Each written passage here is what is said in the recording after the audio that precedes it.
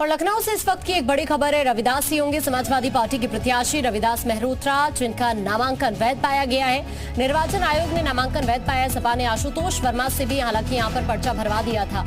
पर्चा खारिज होने पर चुनाव लड़ते आशुतोष, लेकिन अभी बड़ी खबर यह है कि अब रविदास मेहरोत्रा ही चुनावी मैदान में होंगे। समाजवादी पार्टी की तरफ से उनका नामांकन वैध पाया गया है। हालांकि सेफ साइड देखते हुए समाजवादी पार्टी ने यहां से आशुतोष वर्मा से भी पर्चा भरवा दिया था, लेकिन अब ये पर्चा वैध है, तो इसके बाद ये तस्वीर साफ हो चुकी है समाजवादी पार्टी को लेकर लखनऊ से कि रविदास मेहरोत्रा ही यहां पर चुनावी मैदान में होंगे समाजवादी पार्टी से।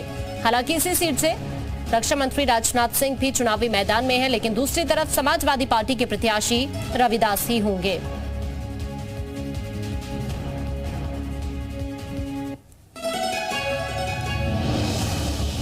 और ज्यादा जानकारी के लिए तुषार इस वक्त हमारे साथ जुड़ रहे हैं लखनऊ से। तुषार, ये क्लियर हो गया है कि रविदास मेहरोत्रा ही होंगे प्रत्याशी समाजवादी पार्टी से?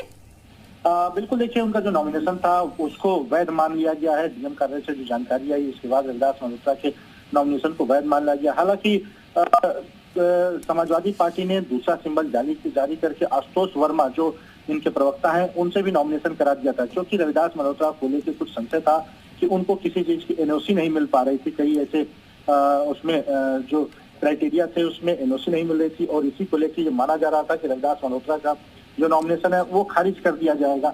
और अगर ऐसा होता है तो फिर दूसरे कैंडिडेट के रूप में आशुतोष वर्मा को सिंबल देकर चुनाव लड़ा जाएगा, लेकिन ऐसा नहीं हुआ है। रविदास मेहरोत्रा का जो नॉमिनेशन था उसको वैध मान लिया गया है।